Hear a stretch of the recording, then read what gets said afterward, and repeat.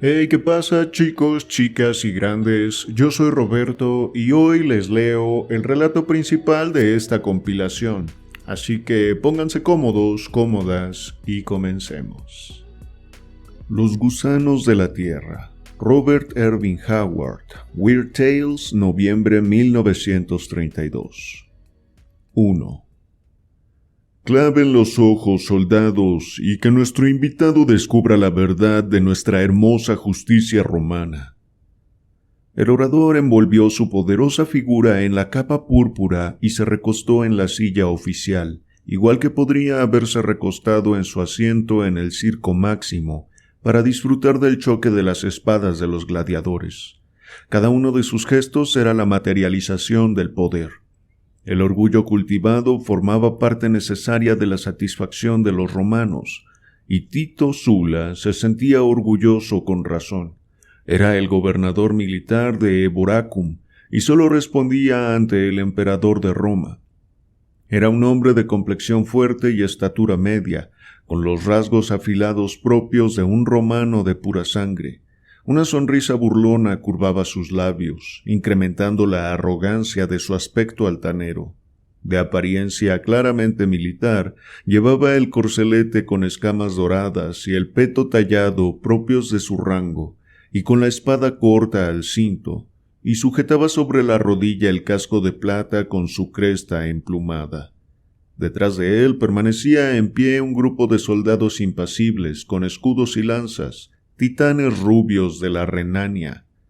Ante él se desarrollaba la escena que aparentemente le proporcionaba tanta gratificación, una escena bastante común allá donde llegaban las alargadas fronteras de Roma.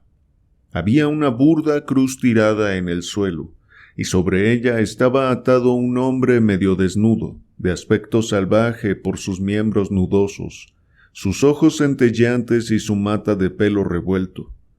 Sus ejecutores eran soldados romanos y con pesados martillos se disponían a clavar las manos y pies de la víctima a la madera, utilizando puntas de hierro. Solo un pequeño grupo de hombres contemplaba esta espeluznante escena, en el temido escenario de las ejecuciones. Fuera de los muros de la ciudad, el gobernante y sus atentos guardias, unos pocos jóvenes oficiales romanos, y el hombre a quien Sula se había referido como invitado, y que permanecía en pie como una figura de bronce sin hablar. Al lado del esplendor resplandeciente del romano, la discreta indumentaria de este hombre parecía triste, casi sombría. Era oscuro, pero no se parecía a los latinos que le rodeaban. No había en él nada de la sensualidad cálida y casi oriental de los mediterráneos que daba color a sus rasgos. En su contorno facial, los rubios bárbaros que permanecían detrás de la silla de Sula eran menos distintos de aquel hombre que los romanos. No tenía los labios curvos ni los rizos ondulados que recordaban a los griegos. Tampoco su complexión oscura tenía el color aceitunado del sur. Más bien era como la oscuridad desolada del norte. El aspecto entero del hombre evocaba vagamente las brumas sombrías, la penumbra, el viento frío y gélido de las desnudas tierras norteñas. Incluso sus ojos negros eran salvajemente fríos, como fuegos negros que ardieran a través de leguas de hielo. Su altura no pasaba de mediana, pero había algo en él que trascendía el simple tamaño físico, una cierta y feroz vitalidad innata, solo comparable con la de un lobo o una pantera.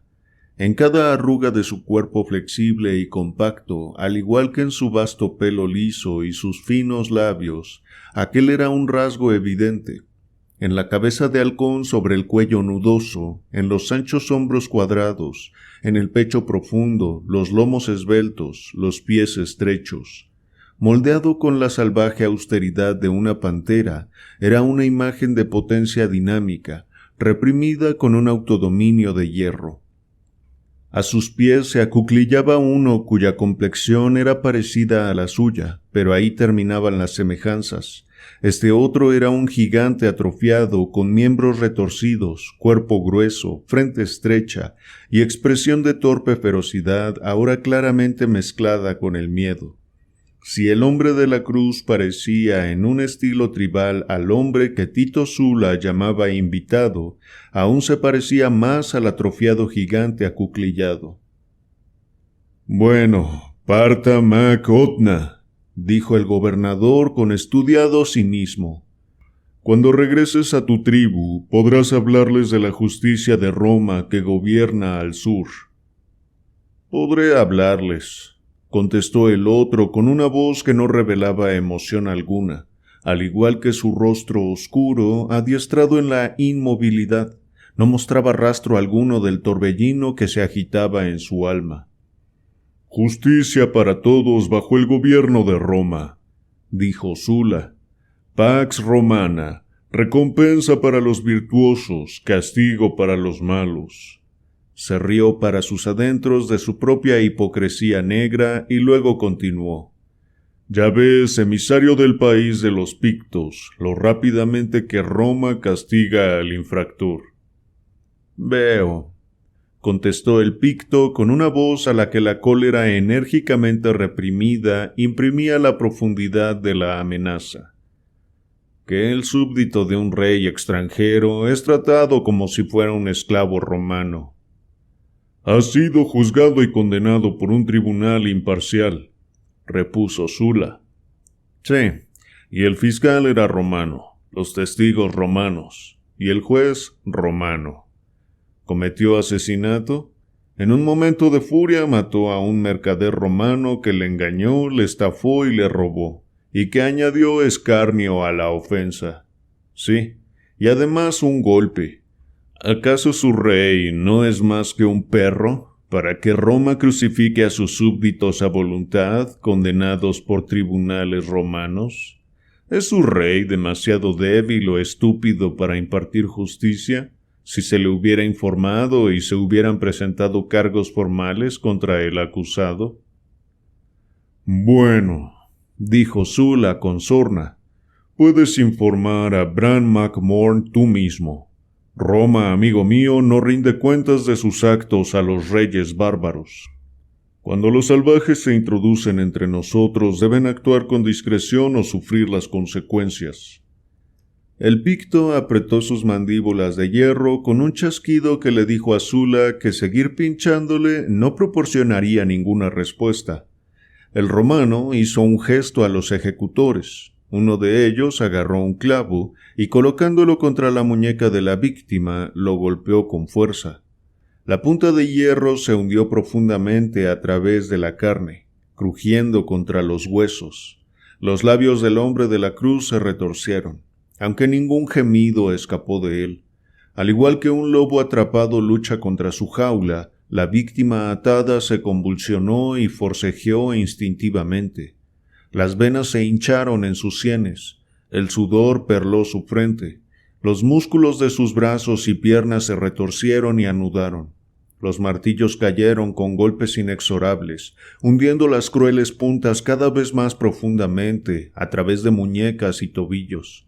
La sangre manó en un río negro sobre las manos que sujetaban los clavos, manchando la madera de la cruz, y se pudo oír el sonido inconfundible de los huesos astillándose, pero el sufriente no profirió exclamación alguna, aunque sus labios ennegrecidos se retorcieron hasta dejar visibles las encías y su cabeza velluda se agitó involuntariamente de un lado a otro. El hombre llamado Parta Mac Otna permanecía en pie como una figura de hierro, los ojos ardiendo en un rostro inescrutable, su cuerpo entero tan duro como el hierro por la tensión con la que ejercía el control. A sus pies se acuclillaba su deforme sirviente, escondiendo la cara de la horrible visión, los brazos apretados alrededor de las rodillas de su amo, como si fueran de acero. El pobre diablo murmuraba para sus adentros incesantemente, como si hiciera una invocación. Cayó el último golpe, cortaron las cuerdas de brazos y piernas, de manera que el hombre colgara sujeto solo por los clavos. Había interrumpido su forcejeo que solo servía para retorcer los clavos dentro de sus torturantes heridas. Sus brillantes ojos negros, sin vidriarse, no habían dejado de mirar el rostro del hombre llamado Partha Mac Odna. En ellos quedaba una desesperada sombra de esperanza. Los soldados levantaron la cruz y pusieron su extremo en el agujero preparado, y pisotearon el polvo alrededor para mantenerla erguida.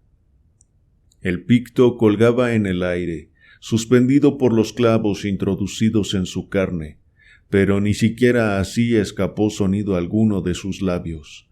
Sus ojos seguían posados en el rostro del emisario, pero la sombra de la esperanza se estaba desvaneciendo. «Vivirá durante días», dijo Sula alegremente. «Estos pictos son más difíciles de matar que los gatos. Mantendré una guardia de 10 soldados día y noche para asegurarme de que nadie le baja antes de que muera. Valerio, dale una copa de vino en honor de nuestro estimado vecino, el rey Bran Mac Morn». Con una carcajada, el joven oficial se adelantó, sujetando una rebosante copa de vino y poniéndose de puntillas la acercó a los labios cuarteados del sufriente. En los ojos negros centelleó una oleada roja de odio inextinguible, agitando la cabeza para evitar incluso tocar la copa. Escupió a los ojos del joven romano. Con una maldición, Valerio arrojó la copa al suelo, y antes de que nadie pudiera detenerle, desenvainó su espada y la hundió en el cuerpo del hombre. Sula se levantó con una imperiosa exclamación de furia. El hombre llamado Partha Mac Odna dio un respingo violento, pero se mordió los labios y no dijo nada. Valerio pareció más bien sorprendido consigo mismo mientras limpiaba su espada. La acción había sido instintiva, como reflejo al insulto contra el orgullo romano, la única cosa intolerable. «Entrega tu espada, joven señor», exclamó Sula. «Centurión Publio, ponle bajo arresto. Unos días en una celda a pan y agua te enseñarán a reprimir tu orgullo, Patricio, en los asuntos relacionados con la voluntad del imperio. ¡Qué joven necio! ¿Es que no comprendes que no podrías haber hecho un regalo más generoso a ese perro? ¿Quién no preferiría una muerte rápida por la espada antes que la lenta agonía de la cruz? Llévenselo. Y tú, centurión, ocúpate de que los guardias permanezcan en la cruz para que el cuerpo no sea bajado hasta que los cuervos hayan pelado los huesos. Partha Mac Odna, voy a un banquete a casa de Demetrio. ¿Quieres acompañarme?» El emisario movió la cabeza, sus ojos fijos en la forma flácida que colgaba de la cruz manchada de sangre. No dio contestación alguna. Sula sonrió sardónicamente, y después se levantó y se marchó, seguido por su secretario que cargó con la silla dorada ceremoniosamente, y por los impasibles soldados con quienes caminaba Valerio con la cabeza inclinada. El hombre llamado Partha Mac Odna se echó un amplio pliegue de su capa sobre el hombro y se detuvo un momento para mirar la macabra cruz con su carga, oscuramente recortada contra el cielo carmesí, donde las nubes de la noche se estaban reuniendo. Después se marchó, seguido por su silencioso sirviente. 2. En una habitación interior de Eboracum, el hombre llamado Partha Mac Odna daba vueltas arriba y abajo como un tigre enjaulado. Sus pies calzados con sandalias no hacían sonido alguno sobre las baldosas de mármol. «Grom», se volvió hacia el retorcido sirviente, «bien sé por qué te agarrabas con tanta fuerza a mis rodillas y por qué murmurabas pidiendo la ayuda de la mujer luna. Temías que perdiera mi autocontrol e hiciese un intento absurdo de socorrer al pobre desdichado. Por los dioses, creo que eso era lo que deseaba el perro romano. Sus perros guardianes enfundados en hierro me vigilaban de cerca, lo sé, y su cebo era más difícil de resistir que de costumbre. Dioses negros y blancos, oscuros y luminosos. Agitó sus puños cerrados sobre la cabeza bajo la acometida negra de la pasión. Que tenga que quedarme mirando cómo destrozan a uno de mis hombres en una cruz romana, sin justicia y sin más juicio que esa farsa. Dioses negros de Relay, incluso a ustedes los invocaría para provocar la ruina y la destrucción de esos carniceros. Juro por los sin nombre que morirán hombres chillando por este acto, y que Roma sollozará como una mujer que tropieza en la oscuridad con una víbora. «Te conocía, amo», dijo Grom. El otro inclinó la cabeza y se cubrió los ojos con un gesto de dolor salvaje. «Sus ojos me perseguirán hasta el día de mi muerte. Sí, me conocía, y casi hasta el último momento leía en sus ojos la esperanza de que pudiera ayudarle. Dioses y demonios, ¿es que Roma va a aniquilar a mi pueblo ante mis propios ojos? Entonces no soy un rey, sino un perro». «No hables tan alto, en nombre de todos los dioses», exclamó Grom temeroso. «Si estos romanos sospecharan que eres Bran Mak Morn, te clavarían en una cruz junto al otro». «Lo sabrán dentro de poco», respondió hoscamente el rey.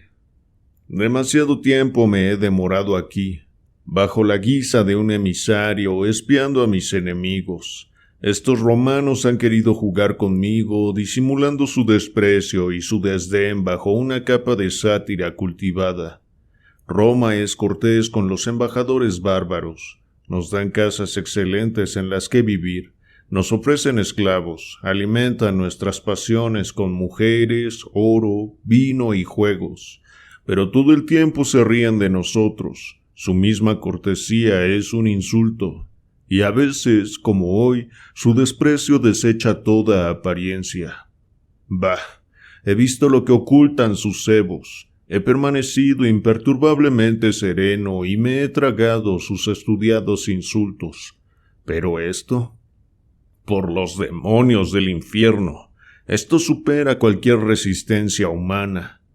Mi pueblo confía en mí. Si les fallo aunque solo sea una vez, si le fallo incluso al menor de mis súbditos, ¿quién va a ayudarles? ¿A quién se dirigirán? Por los dioses contestaré a las pullas de estos perros romanos con flechas negras y acero incisivo». «¿Y el jefe emplumado?» Grom se refería al gobernador, y sus guturales retumbaron con la sed de sangre. «¿Morirá?» Y dejó asomar un pedazo de acero. Bran frunció el ceño. «Es más fácil decirlo que hacerlo. Morirá, pero ¿cómo llegaré hasta él?» Durante el día sus guardias germánicos no se despegan de su espalda. Por la noche permanecen ante su puerta y su ventana. Tiene muchos enemigos, tanto romanos como bárbaros. Muchos britanos le abrirían con gusto la garganta. Grom agarró la prenda de Bran, tartamudeando cuando una impaciencia feroz rompió los límites de su inarticulada naturaleza. «Déjame a mí, amo. Mi vida no vale nada. Lo mataré rodeado de sus guerreros».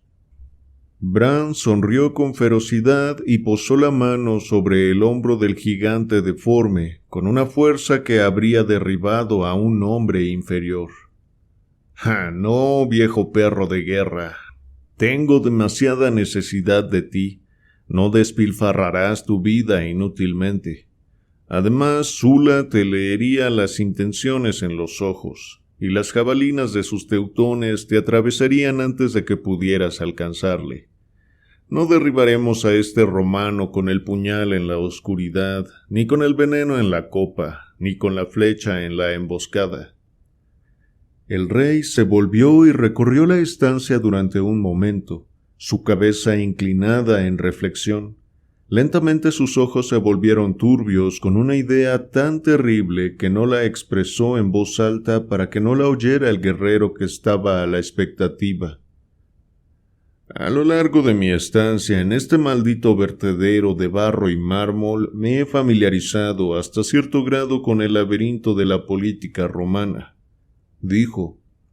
Durante una guerra en la muralla, se supone que Tito Sula, como gobernante de esta provincia, tiene que acudir a toda prisa con sus centurias. Pero este Sula no lo hace. No es un cobarde, pero incluso los más valientes evitarían ciertas cosas. Cada hombre, por osado que sea, tiene su propio miedo particular. Así que envía en su lugar a Cayo Camilo, que en tiempos de paz patrulla los pantanos del oeste para que los britanos no traspasen las fronteras. Y Sula ocupa su lugar en la torre de Trajano. ¡Ja! Se volvió y agarró a Grom con dedos de acero. Grom, toma el corcel rojo y cabalga hasta el norte, que no crezca la hierba bajo las pezuñas del corcel. Cabalga hasta Cormac na Connacht y dile que arrase la frontera a sangre y fuego, que sus galos salvajes se den un festín hasta hartarse de matanza. Pasado un tiempo le acompañaré, pero antes tengo asuntos que resolver en el oeste.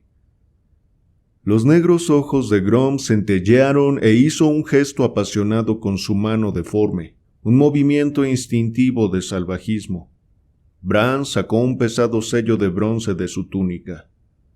«Este es mi salvoconducto como emisario ante la corte romana», dijo hoscamente. «Abrirá todas las puertas desde esta casa hasta Ba-Aldor. Si algún oficial te hace demasiadas preguntas, toma». Levantando la tapa de un cofre con cierres de hierro, Bran sacó una pequeña y pesada bolsa de cuero que entregó a manos del guerrero. «Cuando todas las llaves fallen en una puerta», dijo, «prueba con una llave de oro. Vete ya». No hubo ninguna despedida ceremoniosa entre el rey bárbaro y su bárbaro vasallo. Grom levantó el brazo en gesto de saludo. Después se volvió y salió apresuradamente. Bran se acercó a una ventana enrejada y echó un vistazo a las calles iluminadas por la luna. «Esperaré hasta que se ponga la luna», murmuró hoscamente.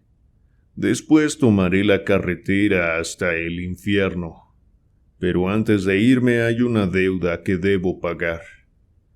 El sigiloso repiqueteo de pezuñas sobre el pavimento llegó hasta él. «Con el salvoconducto y el oro, ni siquiera Roma puede detener a un saqueador picto», murmuró el rey. «Ahora dormiré hasta que se ponga la luna».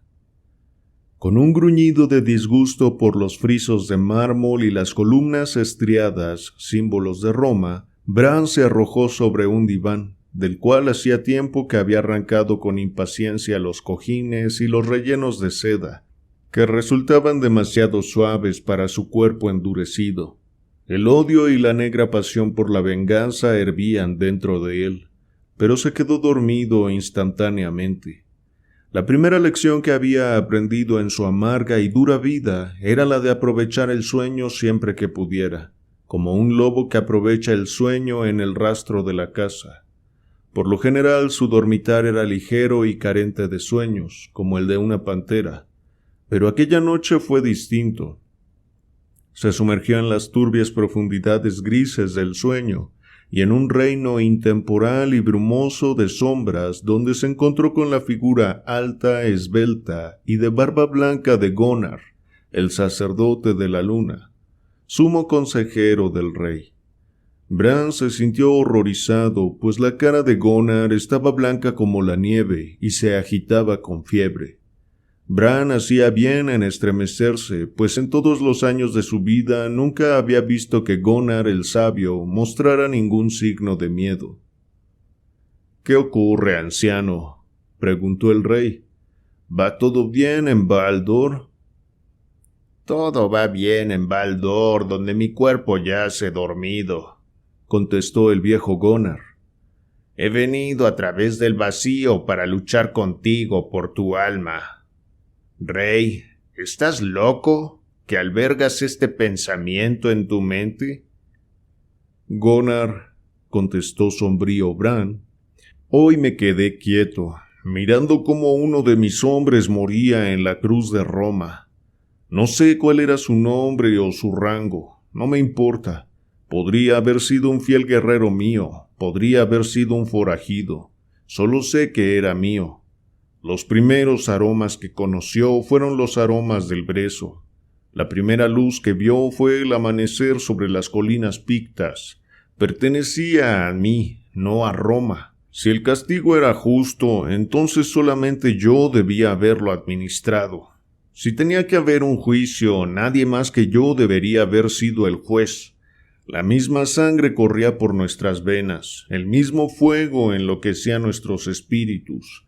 En la infancia escuchamos las mismas viejas historias, y en la juventud cantamos las mismas viejas canciones. Estaba unido a las fibras de mi corazón como todo hombre y toda mujer y todo niño del país picto. Era mío para protegerlo, ahora es mío para vengarlo. Pero en el nombre de los dioses, Bran, protestó el brujo, véngate de otra forma, regresa a los brezales, reúne tus guerreros, únete a Cormac y sus galos, derrama un mar de sangre y fuego por toda la longitud de la gran muralla. Todo eso haré, respondió hoscamente Bran. Pero ahora antes que nada obtendré una venganza que ningún romano ha soñado. ¡Ja! ¿Qué saben ellos de los misterios de esta antigua isla que alberga vida extraña antes de que Roma se alzase desde las ciénagas del Tíber? Bran, hay armas demasiado inmundas para usarlas, incluso contra Roma. Bran lanzó un ladrido corto y seco como el de un chacal. ¡Ja! No existen armas que no esté dispuesto a usar contra Roma. Tengo la espalda contra la pared, por la sangre de los demonios. ¿Acaso Roma ha peleado con limpieza? Bah, soy un rey bárbaro con un manto de piel de lobo y una corona de hierro, que lucha con un puñado de arcos y picas rotas contra la reina del mundo. ¿Qué tengo yo? Las colinas de brezos, las chozas de zarzas, las lanzas de mis greñudos compatriotas. Y lucho contra Roma con sus legiones blindadas, sus anchas y fértiles llanuras y sus ricos mares, sus montañas y sus ríos y sus ciudades resplandecientes, su riqueza, su acero, su oro, su maestría y su cólera. Con acero y con fuego lucharé contra ella, y con sutileza y con traición, con la espina en el zapato, con la víbora en el camino, con el veneno en la copa, con el puñal en la oscuridad. Sí, su voz se hundió sombríamente, y con los gusanos de la tierra. «¡Pero es una locura!», gritó Gunnar. «Perecerás intentando ejecutar tu plan. Caerás al infierno y no regresarás. ¿Y qué será de tu pueblo entonces?». «Si no puedo servirle, será mejor que muera», gruñó el rey. «Pero no puedes llegar hasta los seres que buscas», gritó Gunnar. «Durante siglos incontables han permanecido aparte. No hay ninguna puerta por la cual puedas llegar hasta ellos. Hace tiempo que cortaron los lazos que los unían al mundo que conocemos». «Hace mucho», contestó Bran sombrío. «Me dijiste que no había nada en el universo separado del torrente de la vida, un dicho cuya veracidad a menudo me ha resultado evidente. Ninguna raza, ninguna forma de vida deja de estar entretejida de alguna forma con el resto de la vida y del mundo. En algún lugar hay un débil vínculo que conecta a aquellos que busco con el mundo que conozco. En algún lugar hay una puerta, y en algún lugar en los pantanos desolados del oeste la encontraré».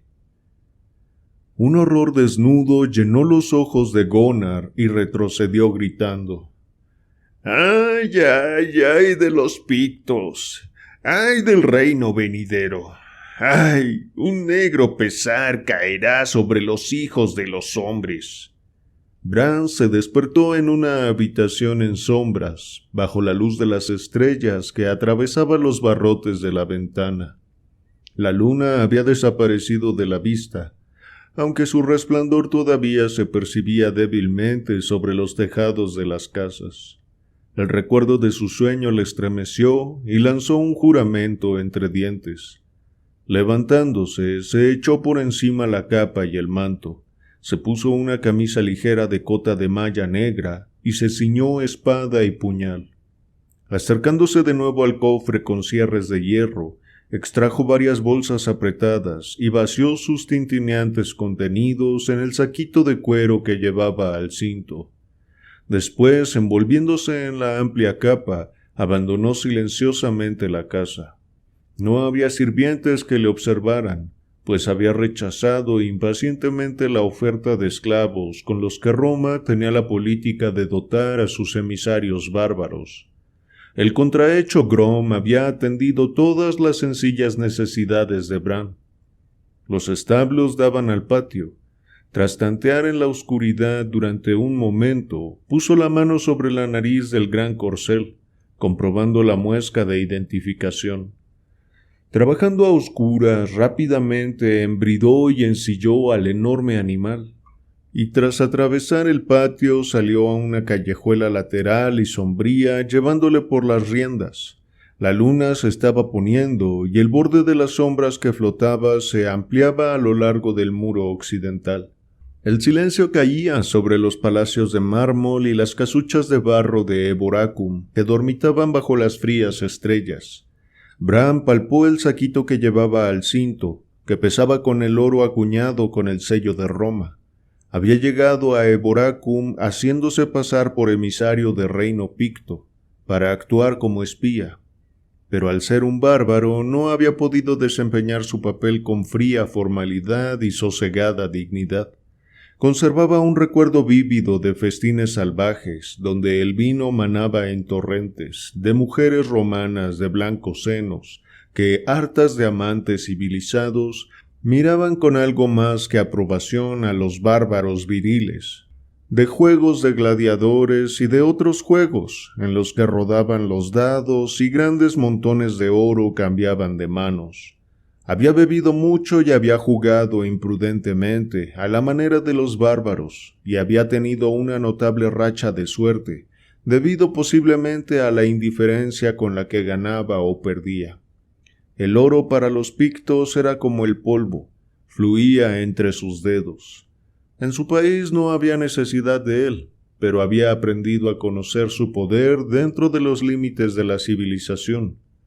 Casi bajo la sombra del muro del noroeste, vio cernirse delante de él la enorme torre vigía que estaba conectada con el muro externo y se alzaba sobre el mismo. Una esquina de la fortificación tipo castillo, la más alejada del muro, servía como calabozo. Bran dejó su caballo en un callejón oscuro, con las riendas colgando sobre el suelo, y avanzó sigiloso como un lobo al acecho bajo las sombras de la fortificación. El joven oficial Valerio se despertó de un sueño ligero e intranquilo debido a un sonido sigiloso en la ventana enrejada. Se sentó en la cama, maldiciendo en voz baja, mientras la tenue luz de las estrellas que recortaba los barrotes de la ventana caía sobre el desnudo piso de piedra y le recordaba su desgracia. Bueno, rumió, dentro de pocos días habría salido de allí. Sula no sería demasiado duro con un hombre tan bien relacionado. Que viniera ningún hombre o mujer a mofarse de él entonces. Maldito fuera ese insolente picto. Pero espera, pensó repentinamente, recordando. ¿Qué era aquel sonido que le había despertado? Era una voz que llegaba desde la ventana. ¿Por qué tanto secreto? Sería difícil que fuera un enemigo, pero ¿por qué iba a ser un amigo? Valerio se levantó y cruzó la celda, acercándose a la ventana. Fuera todo estaba oscuro bajo la luz de las estrellas, y solo distinguió una figura sombría cerca de la ventana. «¿Quién eres?». Se inclinó contra los barrotes, forzando sus ojos en la penumbra. Su respuesta fue un gruñido de risa de lobo, un largo parpadeo de acero bajo la luz de las estrellas. Valerio se apartó tambaleante de la ventana y cayó al suelo, agarrándose la garganta que borboteaba horriblemente mientras intentaba gritar. La sangre corría entre sus dedos, formando alrededor de su cuerpo convulso un charco que reflejaba la pálida luz de las estrellas, opaca y enrojecida. Fuera, Bran se deslizó como una sombra, sin detenerse a mirar dentro de la celda.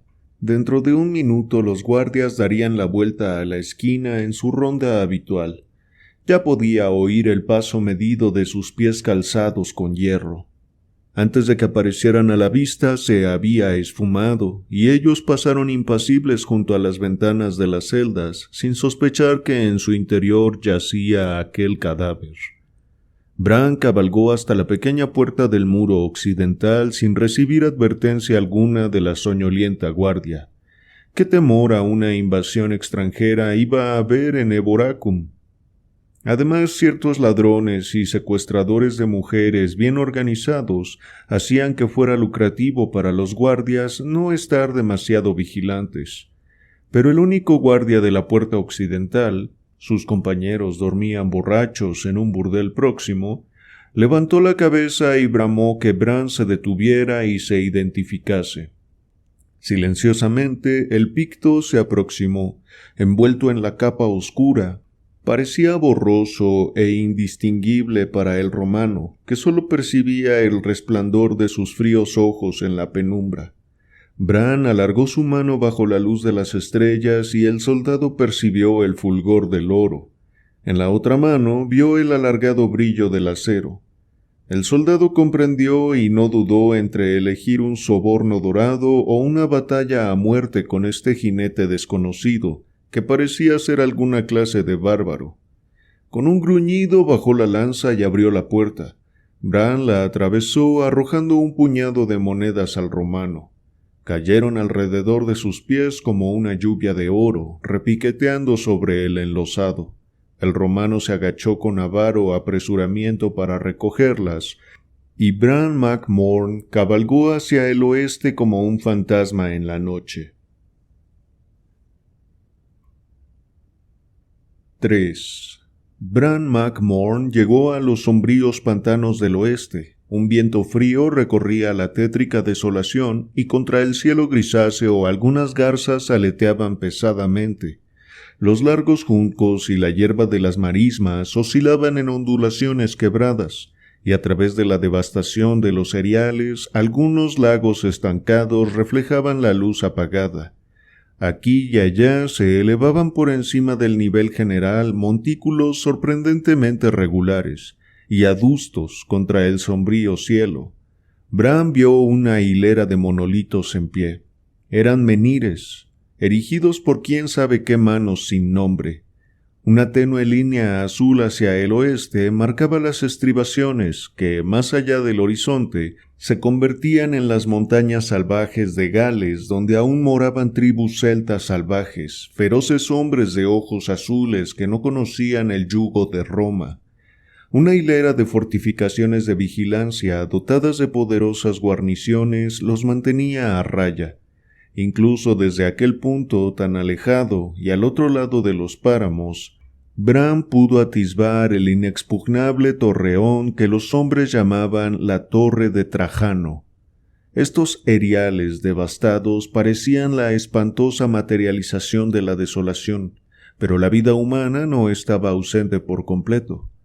Bran se encontró con los hombres silenciosos del pantano, taciturnos, de ojos y pelo oscuro, que hablaban una extraña lengua mezclada cuyos elementos fusionados hacía mucho habían olvidado sus prístinas fuentes separadas.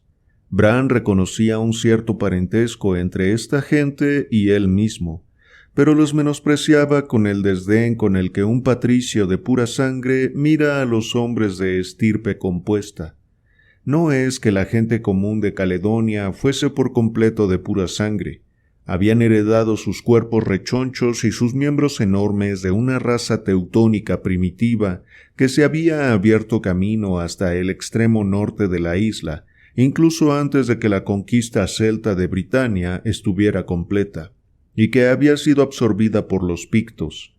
Pero los jefes del pueblo de Bran habían mantenido su sangre limpia de mácula extranjera desde el principio de los tiempos, y él mismo era un picto puro de la antigua raza. Sin embargo, estos hombres de los pantanos, invadidos repetidas veces por britanos, galos y conquistadores romanos, habían asimilado sangre de todos ellos, y en el proceso casi habían olvidado su dinastía y su idioma original. Bran procedía de una raza que era muy antigua y que se había diseminado sobre Europa occidental en un inmenso imperio oscuro, antes de la llegada de los arios, cuando los antepasados de los celtas, los helénicos y los germánicos formaban un pueblo primigenio, antes de los días de la división tribal y la deriva hacia el oeste. Únicamente en Caledonia, meditó Bran, había resistido su pueblo la oleada de la conquista aria. Había oído hablar de un pueblo picto llamado vasco, que en los riscos de los Pirineos se consideraba a sí mismo una raza invicta, pero sabía que habían pagado tributo durante siglos a los antepasados de los galos, antes de que estos conquistadores celtas abandonaran su reino en las montañas y partieran rumbo a Irlanda. Solo los pictos de Caledonia habían permanecido libres y se habían desperdigado en pequeñas tribus rivales. Él era el primero en ser reconocido como rey en 500 años, en el inicio de una nueva dinastía, o mejor aún, en el renacimiento de una antigua dinastía bajo un nuevo nombre. En las mismas fauces de Roma, él soñaba con un imperio. Vagó a través de los pantanos buscando una puerta. No dijo nada de su búsqueda a los hombres del pantano de ojos oscuros. Le contaron novedades que iban de boca en boca. Una historia sobre una guerra en el norte, sobre el sonido de las gaitas de la guerra en la tortuosa muralla, de fogatas de reunión en los brezales, de llamas y humo y rapiña y abundancia de espadas gaélicas en el mar carmesí de la matanza. Las águilas de las legiones avanzaban hacia el norte, y la antigua carretera resonaba con el paso medido de los pies calzados con hierro. Y Bran, en los pantanos del oeste, rió complacido.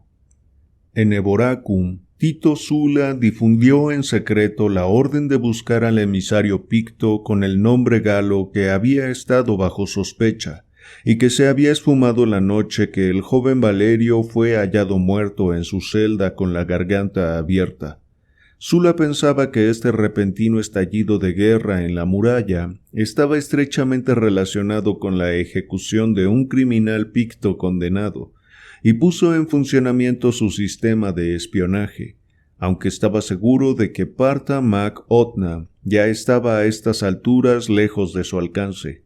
Se dispuso a marchar desde Eboracum, pero no acompañó a la considerable fuerza de legionarios que envió al norte.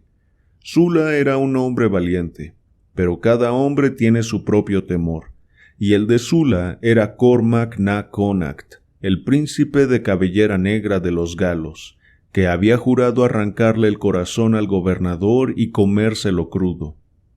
Así que Sula cabalgó con su perenne cuerpo de guardia hacia el oeste, donde estaba la torre de Trajano con su belicoso comandante, Cayo Camilo, al que nada agradaba tanto como tomar el lugar de su superior cuando la marea roja de la guerra rompía a los pies de la muralla. Era una maniobra discutible, pero el delegado de Roma pocas veces visitaba esta isla alejada, y con su riqueza y sus intrigas, Tito Sula era el poder supremo en Britania. Bran, sabiendo esto, aguardaba pacientemente su llegada en la choza vacía en la que había instalado su morada. Un atardecer grisáceo cruzó a pie los páramos, como una figura severa, recortada negramente contra el tenue fuego carmesí del ocaso. Sentía la increíble antigüedad de la tierra dormida mientras caminaba como el último hombre en el día después del fin del mundo. Pero por último vio una señal de vida humana, una triste choza de zarzas y barro, erigida en el cenagoso corazón del pantano. Una mujer le saludó desde la puerta abierta y los sombríos ojos de Bran se entrecerraron con oscura desconfianza. La mujer no era vieja, pero la maligna sabiduría de las eras estaba presente en sus ojos. Su indumentaria era harapienta y escasa, sus rizos negros enredados y despeinados, lo cual le otorgaba un aspecto de salvajismo muy apropiado para su macabro entorno. Sus labios rojos reían, pero no había alegría en su risa, solo una sombra de burla. Y bajo los labios sus dientes se mostraban agudos y afilados como colmillos. «Entra, amo», dijo ella, «si no temes compartir el techo de la mujer bruja del páramo de Dagón». Bran entró silenciosamente y se sentó sobre un banco roto mientras la mujer se atareaba cocinando la escasa comida sobre un fuego abierto en el escuálido hogar. Bran estudió sus movimientos ágiles, casi serpentinos, sus oídos casi terminados en punta, sus ojos amarillos y rasgados de forma tan peculiar.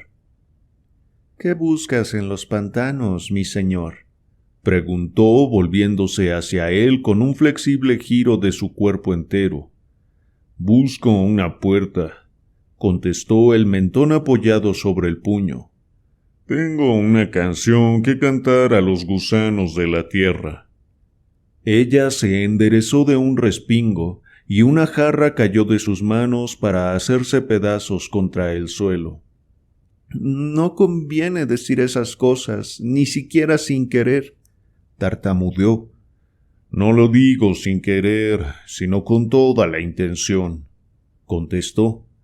Ella agitó la cabeza. «No entiendo a qué te refieres». «Bien lo sabes», repuso él. «Si bien lo sabes, mi raza es muy antigua. Reinaron en Britania antes que las naciones de los celtas y los helénicos nacieran de los vientres de los pueblos. Pero mi pueblo no fue el primero que hubo en Britania. Por las motas de tu piel, por el sesgo de tus ojos, por el veneno de tus venas, hablo con pleno conocimiento e intención».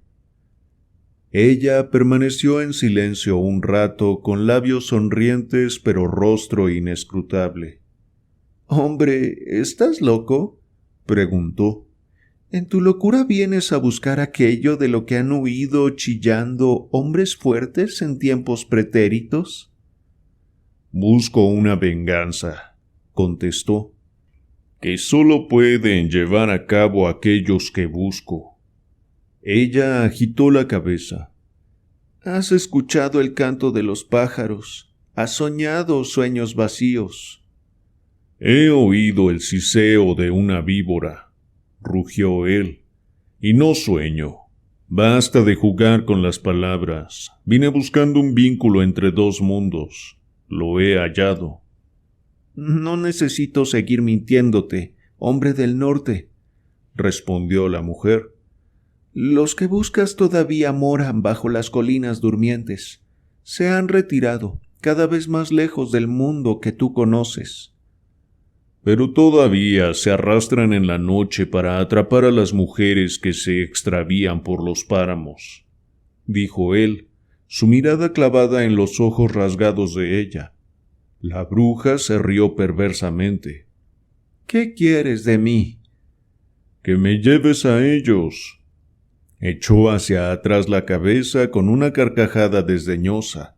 La mano izquierda de él se aferró como un cepo de hierro al pecho de su ligera vestidura y la derecha se cerró sobre la empuñadura de su espada.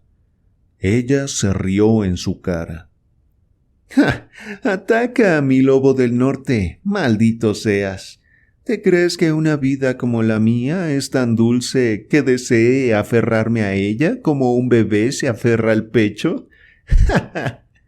Su mano se separó. «Tienes razón. Las amenazas son estúpidas», Compraré tu ayuda. ¿Cómo? La voz risueña zumbó burlona.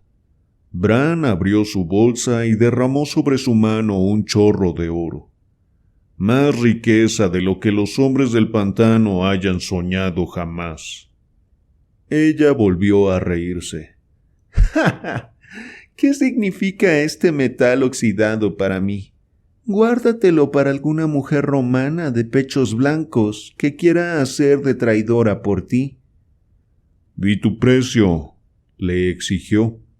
«La cabeza de un enemigo». Por la sangre de mis venas, con su herencia de odio antiguo.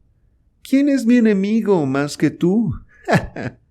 Se rió y de un salto atacó como un gato, pero su puñal se hizo añicos contra la malla que llevaba bajo la capa, y él la derribó con un devastador golpe de muñeca que la arrojó sobre su camastro de hierba. Allí, tumbada, se rió de él.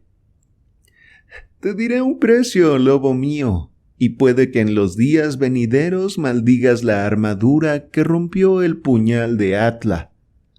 Se levantó y se acercó a él, y sus manos inquietantemente largas se aferraron ferozmente a su capa. Te lo diré, negro Bran, rey de Caledonia.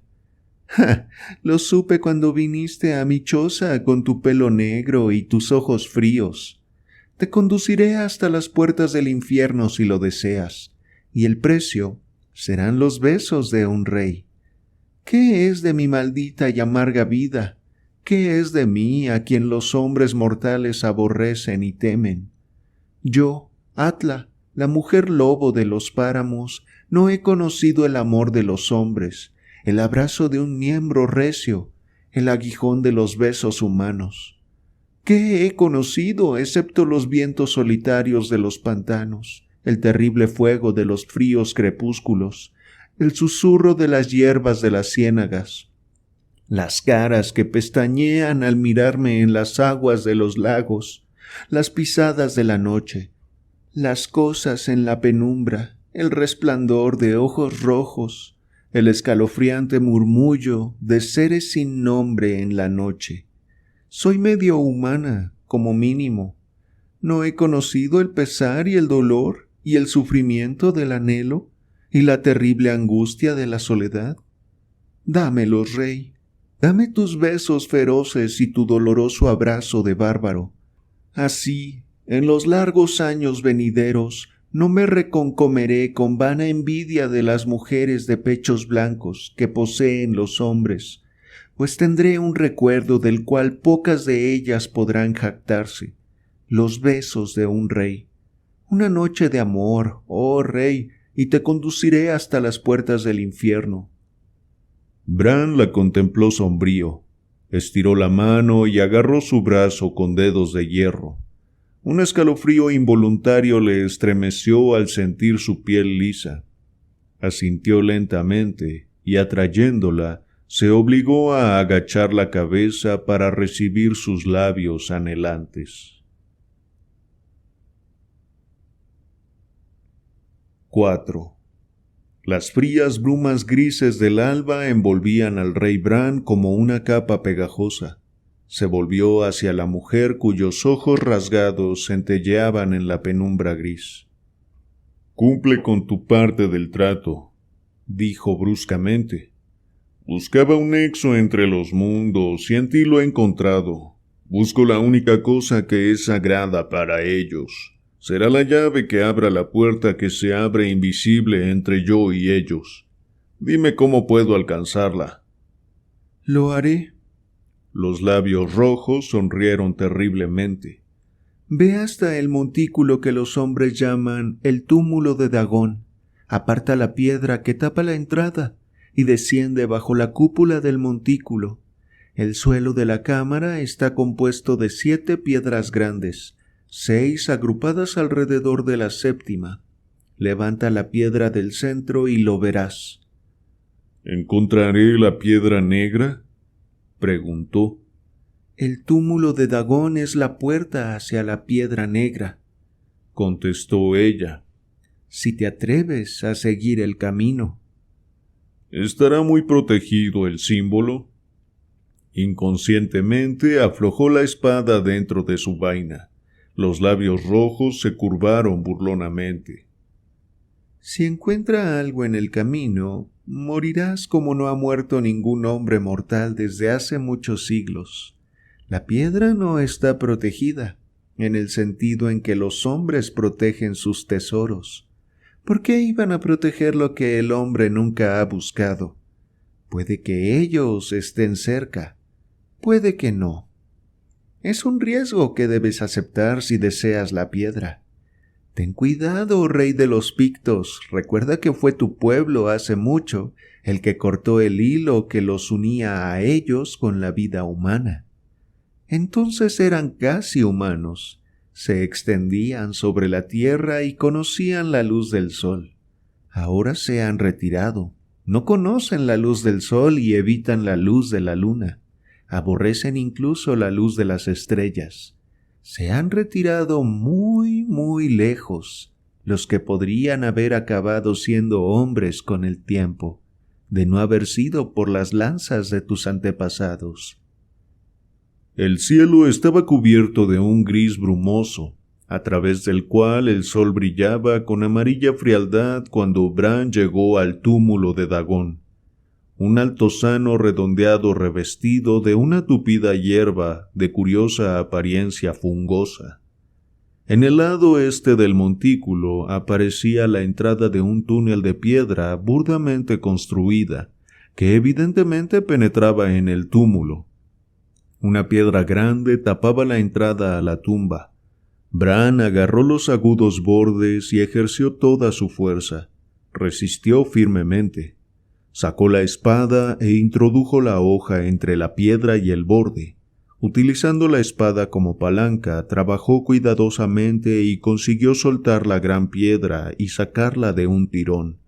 Un inmundo olor a osario salió del agujero, y la tenue luz del sol pareció no tanto iluminar la abertura cavernosa como quedar ensuciada por la fétida oscuridad que la impregnó. Espada en mano, listo para no sabía qué, Bran avanzó a tientas por el túnel, que era largo y estrecho, construido con piedras pesadas unidas y que era demasiado bajo para que permaneciese erecto. O sus ojos se acostumbraron en cierta medida a la penumbra, o la oscuridad era al fin y al cabo aliviada en parte por la luz del sol que se filtraba a través de la entrada. En cualquier caso llegó a una cámara redonda y baja y pudo distinguir su contorno básico en forma de bóveda. Sin duda, en los viejos tiempos aquí habían reposado los huesos de aquel para quien habían sido reunidas las piedras de la tumba y la tierra que se amontonaba sobre ellas. Pero ahora no quedaba vestigio alguno de aquellos huesos sobre el suelo de piedra. Inclinándose y forzando la vista, Bran distinguió el extraño y sorprendentemente regular dibujo de ese suelo. 6 bloques bien cortados, apiñados alrededor de una séptima piedra de 6 lados. Introdujo la punta de su espada en una grieta y empujó cuidadosamente. El borde de la piedra central asomó ligeramente. Con un pequeño esfuerzo la levantó y la inclinó contra la pared curva. Forzando la vista hacia abajo, solo vio la negrura inmensa de un pozo oscuro, con escalones pequeños y desgastados que conducían hacia abajo y fuera de la vista. No dudó, aunque el pellejo entre sus hombros se erizó singularmente. Se arrojó al abismo y sintió cómo la persistente negrura le engullía. Descendió a tientas, sintió resbalar el pie y tropezó con escalones demasiado pequeños para unos pies humanos. Apretó con fuerza una mano contra el lado del pozo y se enderezó, temiendo una caída en las profundidades desconocidas y sin iluminar. Los escalones estaban tallados en la piedra sólida, pero a pesar de ello estaban muy desgastados. Cuanto más avanzaba, menos parecidos a escalones se volvían, convirtiéndose en simples protuberancias de piedra erosionada. Entonces la dirección del pasadizo cambió abruptamente. Seguía descendiendo, pero a lo largo de una inclinación poco profunda, por la cual podía caminar con los codos apretados contra las paredes ahuecadas y la cabeza inclinada bajo el techo curvo. Los escalones habían desaparecido por completo, y la piedra parecía cubierta de baba al contacto, como en la madriguera de una serpiente. ¿Qué seres, se preguntó Bran, se habían deslizado arriba y abajo de este pasadizo inclinado, y durante cuántos siglos? El túnel se fue estrechando hasta que a Bran le resultó más bien difícil arrastrarse. Estaba tumbado de espaldas y se impulsaba con las manos, llevando los pies por delante. Sabía que seguía hundiéndose cada vez más profundamente en las mismas entrañas de la tierra, pero no se atrevía a calcular a qué profundidad estaba bajo la superficie. Más adelante, un tenue resplandor de fuego tiñó la negrura del abismo. Sonrió salvajemente sin alegría alguna. Si aquellos a los que buscaba caían repentinamente sobre él, ¿cómo podría luchar en aquel estrecho pasadizo? Pero había dejado atrás sus miedos personales cuando emprendió aquella búsqueda infernal. Siguió arrastrándose sin pensar en otra cosa que en su objetivo. Por fin llegó a un inmenso espacio donde podía ponerse de pie. No podía ver el techo de aquel sitio, pero tuvo una sensación de inmensidad mareante. La negrura le abrumaba desde todos lados y detrás de sí no podía ver la entrada al pasadizo del cual acababa de salir. Un pozo negro perdido en la oscuridad. Pero delante de él, una extraña y escalofriante radiación brillaba sobre un macabro altar construido con cráneos humanos. No podía determinar la fuente de aquella luz, pero sobre el altar había un objeto tétrico y negro como la noche. La piedra negra. Bran no perdió tiempo dando gracias porque los guardianes de la escalofriante reliquia no estuvieran cerca. Agarró la piedra y apretándola bajo su brazo izquierdo, se arrastró de regreso por el pasadizo. Cuando un hombre da la espalda al peligro, su pegajosa amenaza persiste de forma más estremecedora que cuando se dirige hacia él. Así que Bran, ascendiendo a rastras por el oscuro pasadizo con su macabro premio, sentía que la oscuridad se cernía sobre él y se deslizaba detrás de él, sonriendo con fauces babeantes. Un sudor pegajoso perlaba su piel, y se apresuró tanto como pudo, con los oídos atentos a cualquier sonido sigiloso que traicionase que alguna figura funesta iba pisándole los talones. Fuertes escalofríos le agitaban a su pesar, y el vello de su nuca se erizaba como si un viento frío soplara a sus espaldas. Cuando alcanzó el primero de los diminutos escalones, sintió como si hubiera llegado a la frontera externa del mundo de los mortales. Siguió ascendiendo por ellos, tropezando y resbalando, y con una profunda bocanada de alivio desembocó en la tumba, cuyo espectral tono gris parecía el fulgor del mediodía en comparación con las profundidades estigias que acababa de atravesar.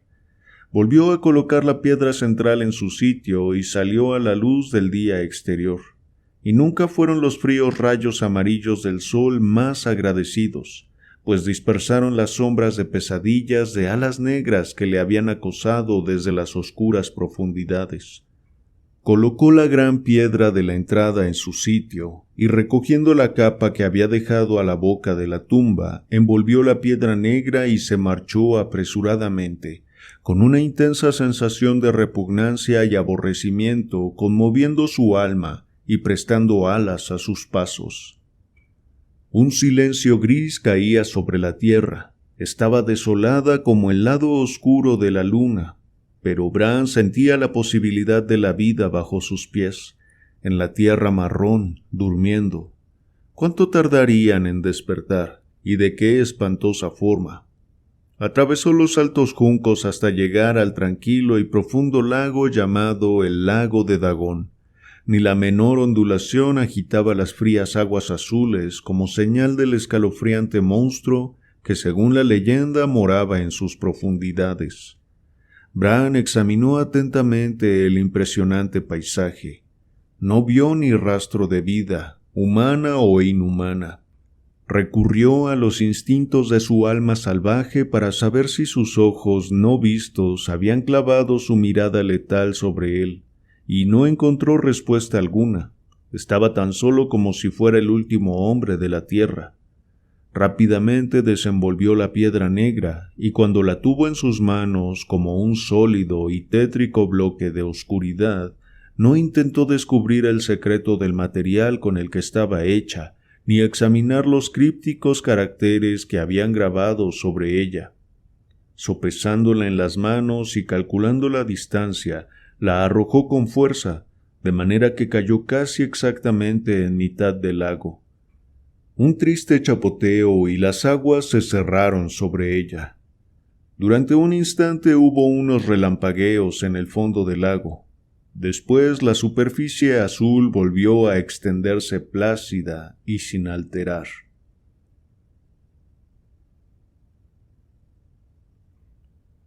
«5. La mujer lobo se volvió rápidamente cuando Bran se aproximó a su puerta. Sus ojos rasgados se abrieron de par en par. ¿Tú? ¿Y vivo? ¿Y cuerdo? He estado en el infierno y he regresado», gruñó. «Aún más tengo lo que buscaba». ¿La piedra negra?, gritó ella. ¿De verdad te atreviste a robarla? ¿Dónde está?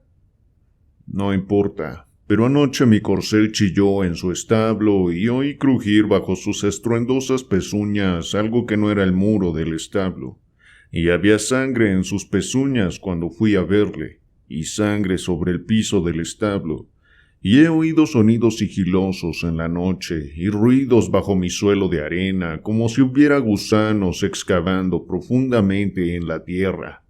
Saben que he robado su piedra. ¿Me has traicionado?» Ella agitó la cabeza. He guardado tu secreto. No necesitan mi palabra para reconocerte. Cuanto más se han retirado del mundo del hombre, mayores se han hecho sus poderes en otras formas misteriosas. Un día tu choza amanecerá vacía, y si los hombres se atreven a investigar no descubrirán nada, excepto migajas de tierra sobre el suelo de arena. Bran sonrió terriblemente. No he planeado y trabajado tanto para caer presa de las garras de las alimañas. Si me atacan en la noche nunca sabrán qué ha sido de su ídolo o de lo que quiera que sea para ellos. Quiero hablar con ellos. ¿Te atreverás a venir conmigo y reunirte con ellos en la noche?, preguntó ella. Por el rugido de todos los dioses, bramó él. ¿Quién eres tú para preguntarme si me atrevo? Llévame a ellos y deja que esta noche negocie una venganza. La hora del castigo se aproxima. Hoy he visto cascos plateados y escudos brillantes refulgiendo en los pantanos. El nuevo comandante ha llegado a la torre de Trajano y Cayo Camilo ha partido hacia la muralla. Aquella noche, el rey atravesó el oscuro desierto de los páramos con la silenciosa mujer lobo. La noche estaba pesada y silenciosa, como si la tierra durmiera un antiguo sueño. Las estrellas parpadeaban vagamente, simples puntos rojos estremeciéndose en la tensa penumbra. Su resplandor era más tenue que el resplandor de los ojos de la mujer que se deslizaba junto al rey. Extraños pensamientos agitaban a Bran, vagos, titánicos, primordiales. Aquella noche, vínculos ancestrales con estos pantanos dormidos se removían en su alma y le atormentaban con las formas fantasmales y difuminadas por los eones de sueños monstruosos. Cargaba con el peso de la inmensa edad de su raza, donde ahora caminaba como forajido y extranjero. Reyes de ojos oscuros, hechos de su mismo molde, habían reinado en los viejos tiempos. Los invasores celtas y romanos eran extranjeros en esta antigua isla comparados con su pueblo. Pero también los de su raza habían sido invasores, y había una raza más antigua que la suya. una raza cuyos inicios se perdían ocultos más allá del oscuro olvido de la antigüedad. Delante de ellos se cernía una cordillera de colinas bajas, que formaba el extremo oriental de aquellas cadenas perdidas que en la lejanía iban creciendo, hasta convertirse en las montañas de Gales. La mujer abría el paso por lo que podía haber sido un camino de ovejas, y se detuvo ante una cueva amplia y negra. «Una puerta que comunica con aquellos que buscas, oh rey». Su risa sonó repugnante en la penumbra. «¿Te atreves a entrar?» Él la agarró con fuerza por los rizos enredados y la agitó salvajemente. «Pregúntame una sola vez más si me atrevo», rechinó, «y tu cabeza y tus hombros seguirán por caminos separados. Abre el paso». Su risa era como un dulce y mortífero veneno. Entraron en la cueva y Bran entrechocó pedernal y acero. El parpadeo de la yesca le mostró una cueva amplia y polvorienta, de cuyo techo colgaban racimos de murciélagos. Encendiendo una antorcha, la levantó y examinó los sombríos rincones, sin ver nada más que polvo y espacio vacío. «¿Dónde están ellos?», rugió. Le llamó con señas hacia el fondo de la cueva y se inclinó contra la áspera pared, como de forma casual. Pero los agudos ojos del rey captaron el movimiento de su mano apretando con fuerza una cornisa sobresaliente. Retrocedió mientras un pozo negro y redondo se abría repentinamente a sus pies. Una vez más, su risa le cortó como un afilado cuchillo de plata. Acercó la antorcha a la abertura y volvió a ver pequeños escalones desgastados que descendían. «No necesitan esos escalones», dijo Ada. «Antaño sí los necesitaban, antes de que tu pueblo los empujara a la oscuridad, pero tú sí los necesitarás». Arrojó la antorcha a un nicho sobre el pozo. Dejó caer una tenue luz rojiza en la oscuridad inferior. Hizo un gesto hacia el pozo y Bran sacó su espada y descendió por el pasadizo. A medida que se introducía en el misterio de la oscuridad, la luz quedó tapada por encima de él, y pensó por un instante que Atla había vuelto a bloquear la abertura.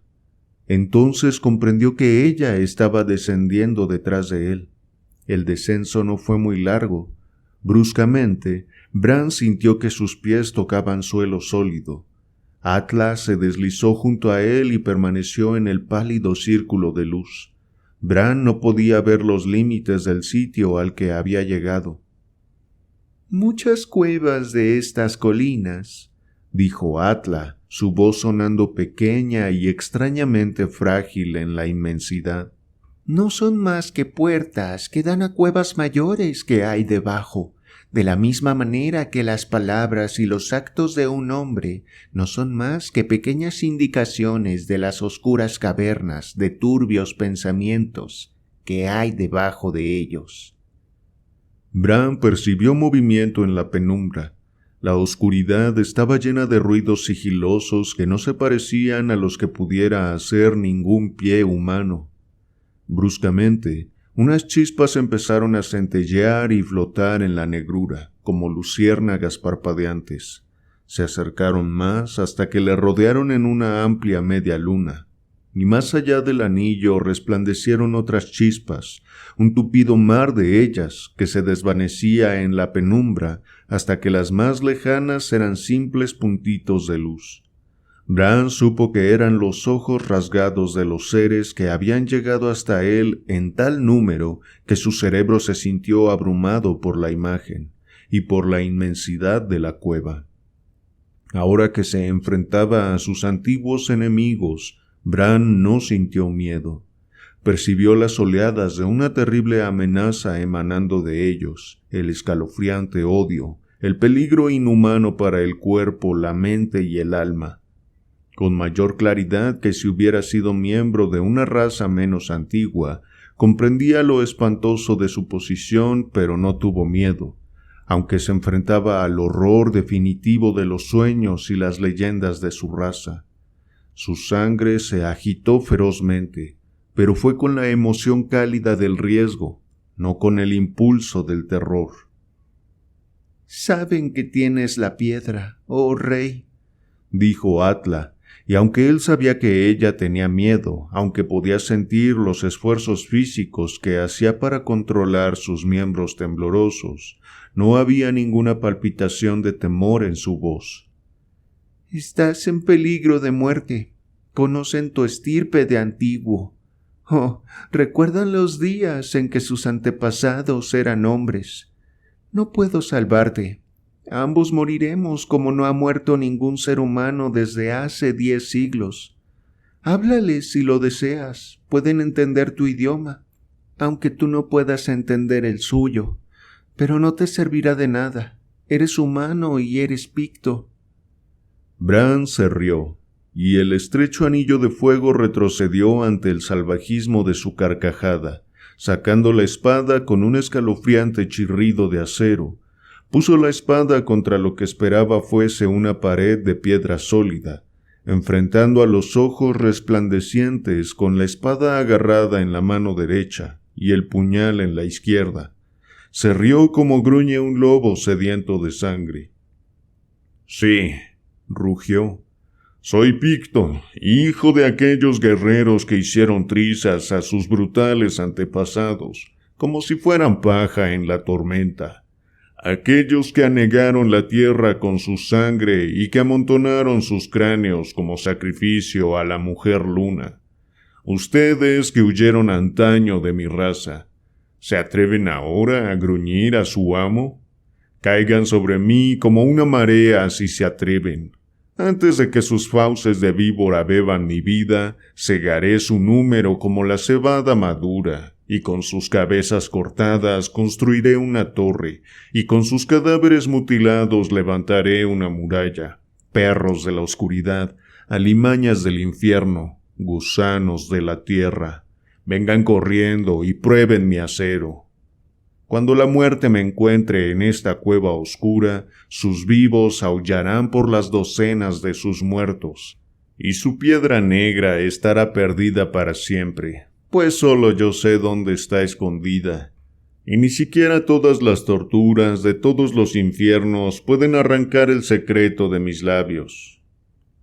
A esto siguió un tenso silencio. Bran se enfrentó a la oscuridad iluminada, atento como un lobo acorralado, aguardando la acometida. A su lado la mujer se acurrucó con ojos centelleantes. Entonces, del anillo silencioso que flotaba más allá de la tenue luz de la antorcha, se elevó un impreciso y aborrecible murmullo. Bran, preparado como estaba para todo, dio un respingo.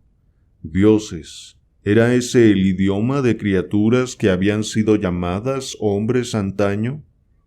Atla se enderezó escuchando atentamente. De sus labios salieron los mismos silbidos suaves y repugnantes, y Bran, aunque ya sabía el estremecedor secreto de su ser, supo que nunca podría volver a tocarla, salvo con el más profundo aborrecimiento. Se volvió hacia él, una extraña sonrisa curvando sus labios rojos bajo la luz espectral. «Te temen, oh rey, por los negros secretos de R'lyeh. ¿Quién eres tú que el mismo infierno se amedrenta ante ti? No es tu acero, sino la cruda ferocidad de tu alma la que ha provocado un miedo desacostumbrado en sus extrañas mentes. Están dispuestos a comprarte la piedra negra a cualquier precio». Bien. Bran enfundó sus armas. Prometerá no molestarte por haberme ayudado. Y su voz retumbó como el ronroneo de un tigre a la caza. Me entregarán a Tito Zula, gobernador de Eboracum, ahora al mando de la torre de Trajano. Pueden hacerlo. ¿Cómo? No lo sé, pero sé que en los días de antaño, cuando mi pueblo hacía la guerra contra estos hijos de la noche, los niños desaparecerían en las chozas vigiladas y nadie veía a los ladrones entrar o salir. ¿Lo entienden? De nuevo se alzaron los terribles sonidos graves, y Bran, que no temía su cólera, se estremeció ante su voz. «Lo entienden», dijo Atla. «Lleva la piedra negra al anillo de Dagón mañana por la noche, cuando la tierra esté velada por la negrura que anticipa el alba. Deja la piedra sobre el altar. Allí te entregarán a Tito Sula. Confía en ellos. No han interferido en los asuntos humanos durante muchos siglos, pero mantendrán su palabra». Bran asintió, y volviéndose ascendió por las escaleras con Atla muy cerca de él. En lo alto se volvió y miró hacia abajo una vez más. Hasta donde podía ver, flotaba un resplandeciente océano de amarillos ojos rasgados que miraban hacia arriba. Pero los dueños de esos ojos se mantenían cautelosamente más allá del pálido círculo de la luz de la antorcha, y no podía ver nada de sus cuerpos. Su grave idioma siseante ascendió hasta él, y se estremeció cuando su imaginación visualizó no un tropel de criaturas bípedas, sino una miríada de serpientes apiñadas y oscilantes, mirándole con sus ojos resplandecientes que no pestañeaban. Se izó hasta la cueva superior y Atla volvió a colocar la piedra en su sitio. Encajaba en la entrada del pozo con increíble precisión. Bran fue incapaz de discernir ninguna grieta en el suelo aparentemente sólido de la cueva. Atla hizo un gesto para extinguir la antorcha, pero el rey la detuvo. «Déjala así hasta que hayamos salido de la cueva», gruñó. «Podríamos tropezar con una víbora en la oscuridad». La risa dulcemente repugnante de Atla se elevó enloquecedora en la penumbra parpadeante.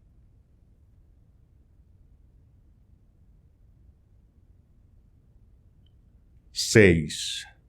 No fue mucho después del anochecer cuando Bran volvió a la orilla cubierta de juncos del lago de Dagón.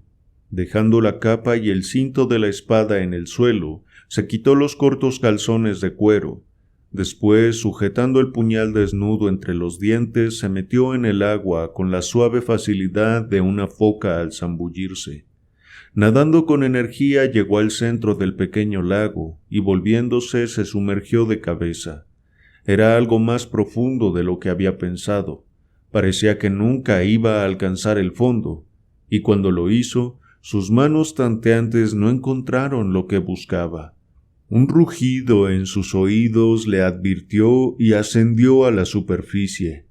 Tomando una profunda bocanada de aire fresco, volvió a sumergirse, y una vez más su búsqueda fue infructuosa.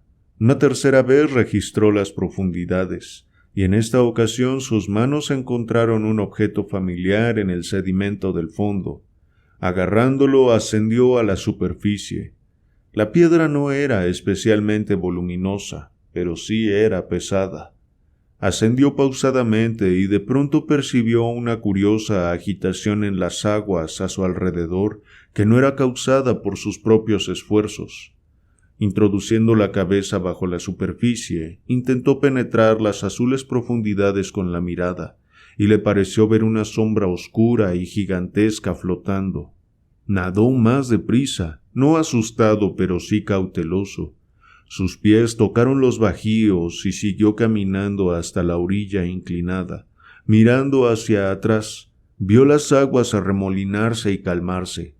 Agitó la cabeza lanzando un juramento.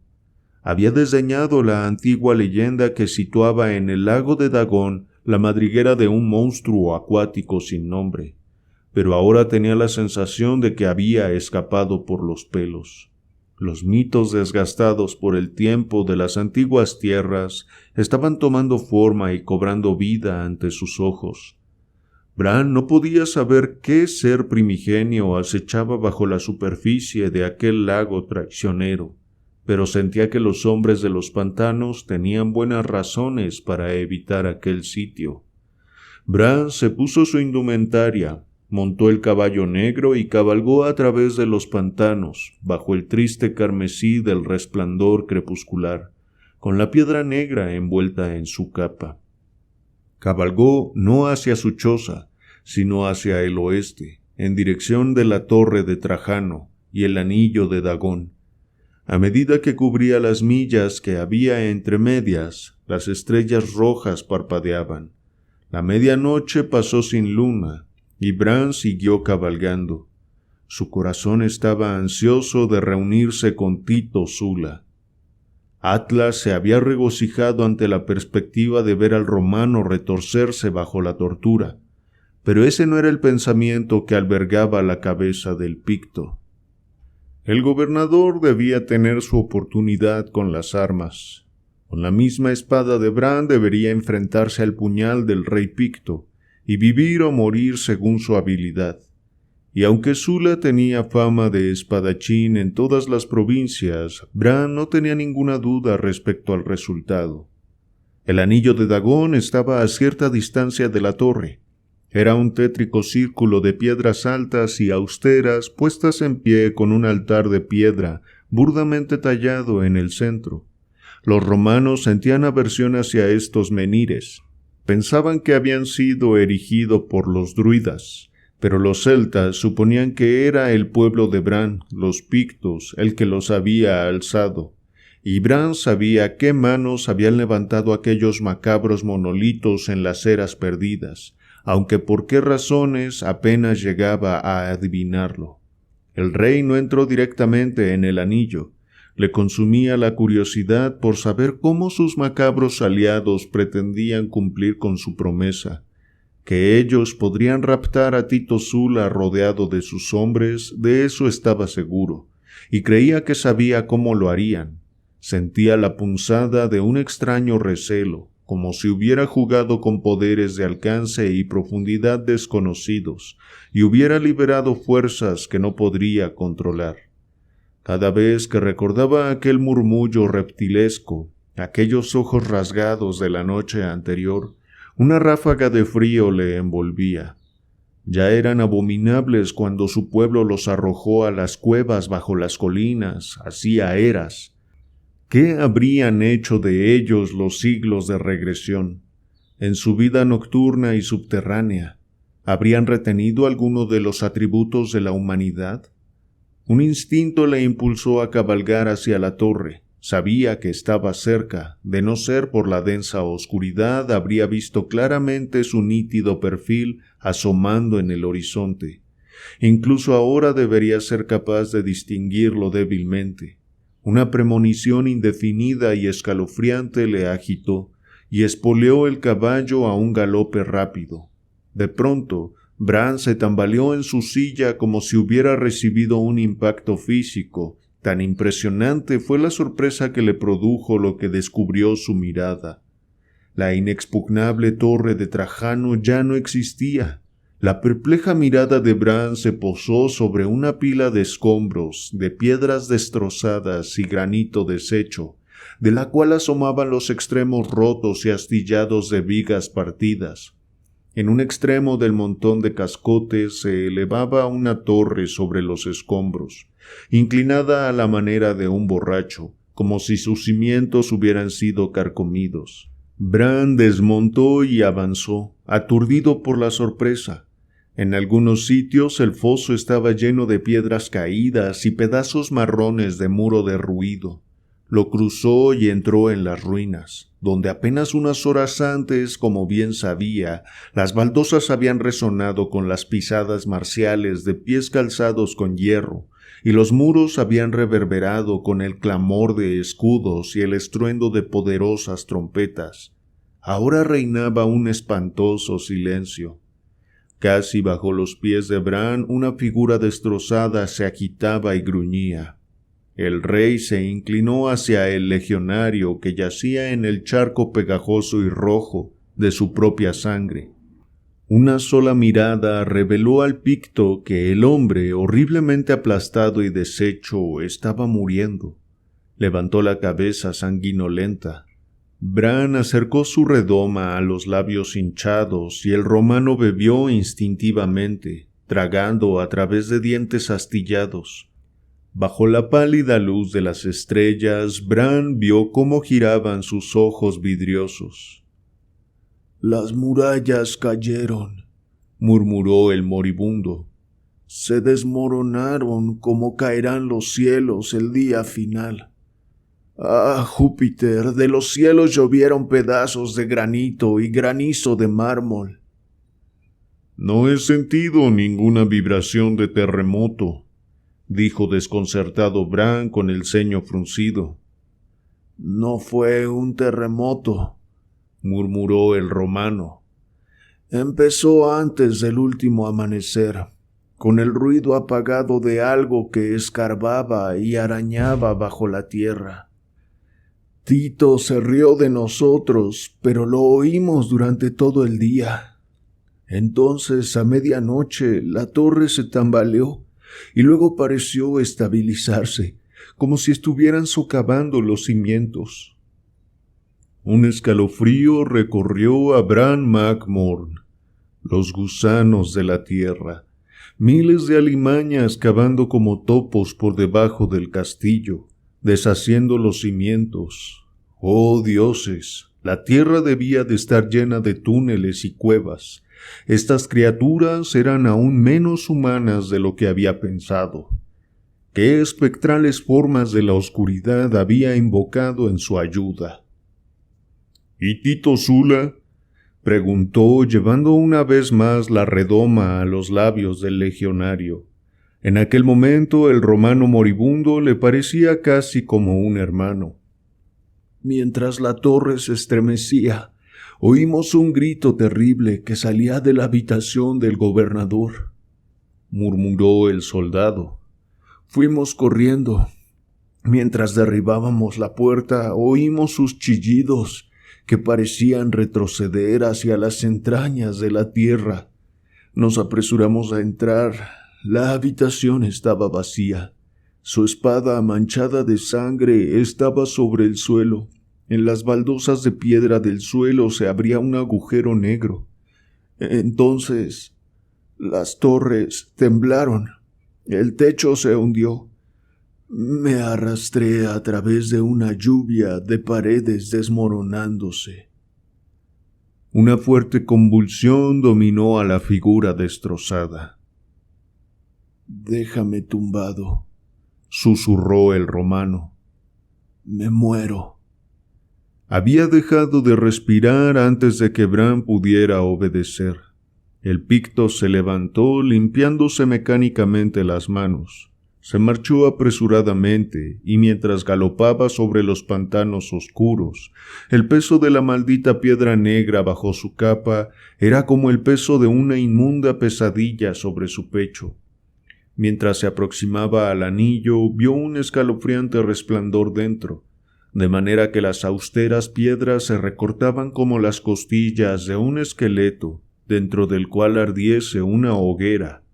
El caballo resopló y retrocedió cuando Bran lo ató a uno de los menires. Llevando la piedra, entró en el macabro círculo y vio a Atla en pie junto al altar. Una mano sobre la cadera, su sinuoso cuerpo oscilando de manera serpentina. El altar resplandecía con una luz espectral, y Bran supo que alguien, probablemente Atla, lo había frotado con fósforo de algún pantano lóbrego o de algún cenagal. Avanzó y, retirando la capa de alrededor de la piedra, arrojó la cosa maldita sobre el altar. «He cumplido mi parte del trato», rugió. «Y ellos la suya», replicó ella. «Mira, aquí llegan». Se dio la vuelta, llevándose la mano instintivamente a la espada. Fuera del anillo, el gran caballo gritó salvajemente y retrocedió contra sus ataduras. El viento nocturno gimió a través de la hierba ondulante, y un siseo repugnante y suave se mezcló con él. Entre los menires fluía una marea oscura de sombras, volátil y caótica. El anillo se llenó de ojos resplandecientes que flotaban sobre el círculo tenue e ilusorio de la iluminación proyectada por el altar fosforescente. En algún lugar de la oscuridad una voz humana se rió con disimulo y farfulló estúpidamente.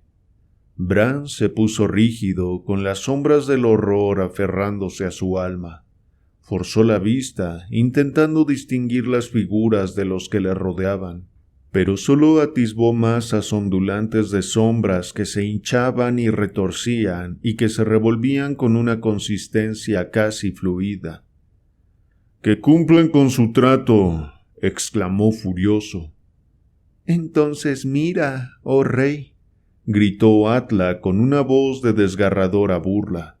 Hubo una agitación, un hormigueo en las sombras ondulantes, y desde la oscuridad se arrastró como un animal cuadrúpedo, una figura humana, que cayó y se revolcó a los pies de Bran, y se contorsionó y gimió, y levantando algo parecido a una calavera, aulló como un perro moribundo.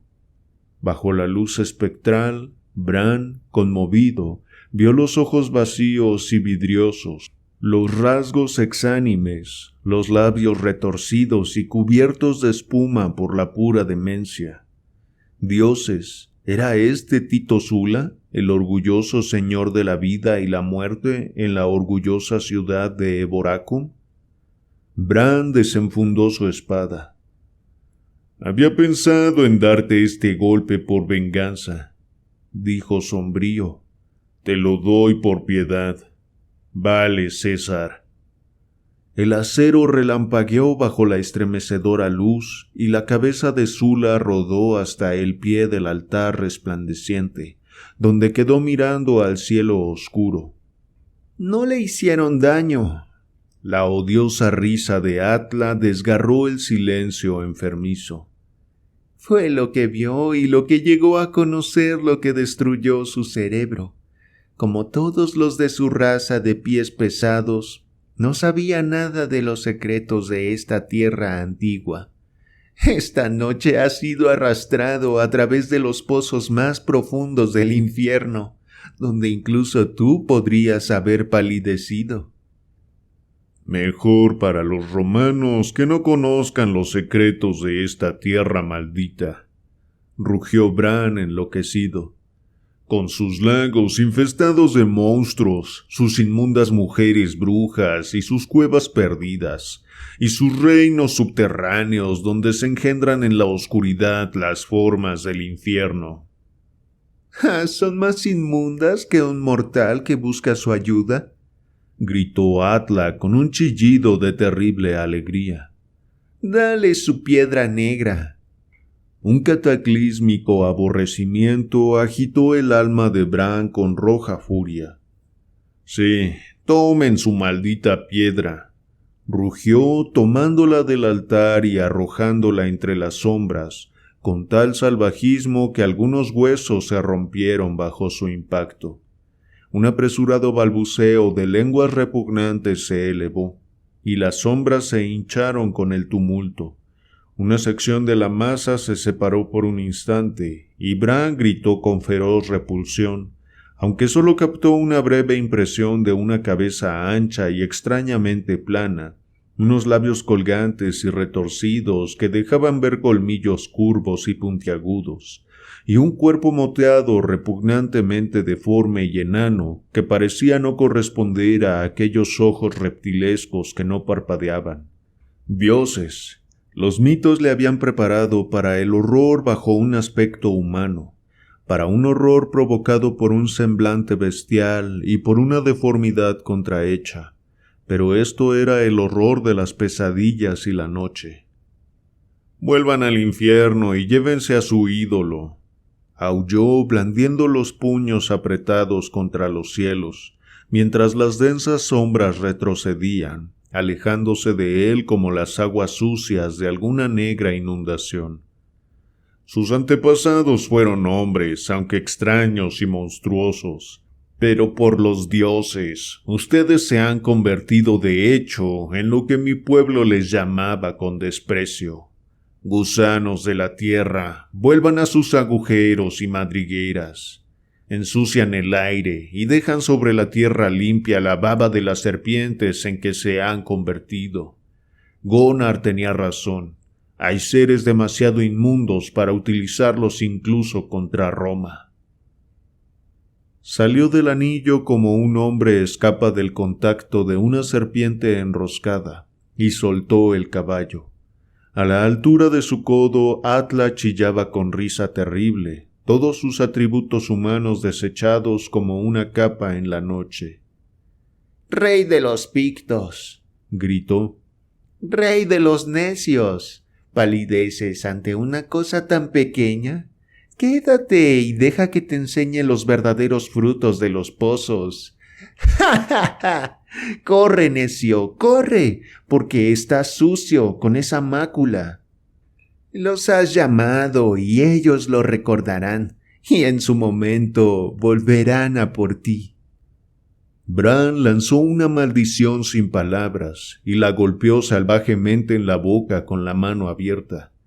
Ella se tambaleó mientras la sangre brotaba de sus labios, pero su risa demoníaca solo se hizo más fuerte.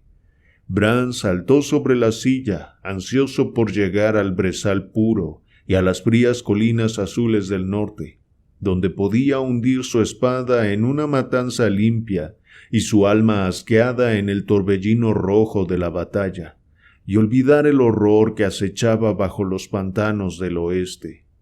Dio rienda suelta al frenético caballo y cabalgó a través de la noche como un fantasma perseguido, hasta que la risa infernal de la mujer lobo, aullante, se extinguió en la oscuridad que dejaba atrás.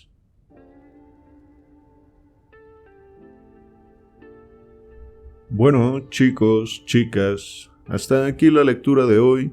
Si la disfrutaron, dejen su like y suscríbanse al canal si no lo han hecho. Este es, al parecer, el relato principal del libro, quizás de los más representativos, pues va en el título de la compilación de relatos. En lo personal me gustó mucho porque integra varios elementos de los relatos anteriores. Se van haciendo un poco más claras las separaciones entre los distintos grupos de la época.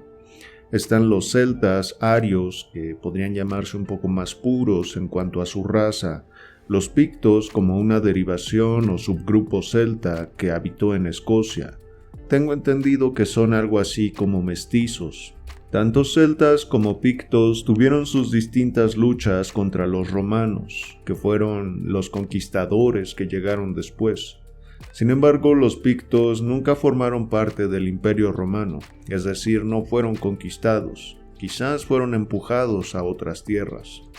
Y en esta historia lo podemos ver muy bien representado a través de la lucha de Bran Mak Morn, personaje del cual ya habíamos escuchado en un relato anterior, más concretamente en el de El Hombre Oscuro. Para aquella entonces, Turlock se lo había encontrado, pero ya no en su cuerpo físico o carnal, sino que había encontrado el espíritu de este rey picto habitando en una estatua de piedra negra. No conozco mucho de este aspecto de la historia, así que estos comentarios que acabo de hacer son solo a partir de conjeturas y deducciones que he hecho por los relatos de este autor. Si alguien quiere dejar su aclaración o aportación en los comentarios, siempre es bienvenida, porque enriquecer el contexto cultural en el que se desarrollan los relatos de este autor siempre le da también más riqueza a la historia y profundidad. Bran Mak Morn fue, según el cuento del Hombre Oscuro, un gran líder de los pictos que los protegió a lo largo de su reinado. Es lo que vemos acá, en esta lucha contra Tito el romano. Fue todo un estratega, pues se hizo pasar por un emisario. Supo cuándo tenía que atacar y de qué manera hacerlo. No era conveniente que él perdiera el control mientras crucificaban a su compatriota, así que planeó su ataque de otra forma. Y lo hizo en el momento justo, pues él sabía que si esperaba más, Tito Sula le daría muerte. Esa misma noche encarga a su súbdito que vaya con uno de sus generales para que ataquen parte de la muralla, lo cual provocaría que Tito se movilizara a una de sus torres. Ya ahí tendría que capturarlo, pero sería una tarea casi imposible, con toda la seguridad con la que Tito contaba. por lo cual decide entonces utilizar un recurso que ninguna otra persona se atrevería a utilizar, es decir, los hijos de la noche. Para ponerlos a su servicio emprende una misión muy arriesgada, robar la piedra negra, lo cual podría salir mal, pero como todo buen líder corrió con algo de suerte, pues al robarla nadie se cruzó en su camino. La arroja a un lago para que los hijos de la noche no puedan asesinarlo. Si la conservara consigo, los hombres serpientes solo tendrían que matarlo y recuperarla, pero al no tenerla a la mano dependían de él y su palabra. A través de esta bruja lobo es que él entra en contacto con los hijos. Estos le temían por su alma fiera y prefirieron pagar el precio por recuperar su centro de adoración. Fue así como Bran Mak Morn puede usar las fuerzas oscuras de una raza que había sido desconocida para los romanos. Combatió el hierro de los conquistadores con fuerzas mágicas, oscuras y primitivas. Tito no se lo esperaba, y lo podemos constatar cuando los gusanos de la tierra se lo entregan a Bran. La mente de Tito había desaparecido, había sucumbido. Se quemó ante la sorpresa de un infierno y una oscuridad nunca imaginados. Bran no se siente ni siquiera triunfante al final de su misión, solo piensa en refugiarse en una batalla más terrenal y para él más honorable, pues su trabajo como líder y rey no terminaba ahí. Ese solo era un paso para poder derrocar la muralla y la supremacía de los romanos. En fin, aquí vemos de nuevo muchos de los elementos integrándose. Creo que para personas como yo que nunca habían leído estos relatos, el mundo que creó Robert Howard va teniendo ya más orden y sentido. Me parece admirable cómo pudo usar los mismos elementos para crear diferentes historias, diferentes personajes que se han vuelto muy representativos y que se van uniendo entre sí de alguna forma. Bueno, chicos, chicas, hasta aquí los comentarios y el video de hoy. No olviden que también pueden seguirme en Spotify, les dejo el link en la descripción. Para mí ha sido un placer leerles como siempre. Nos vemos.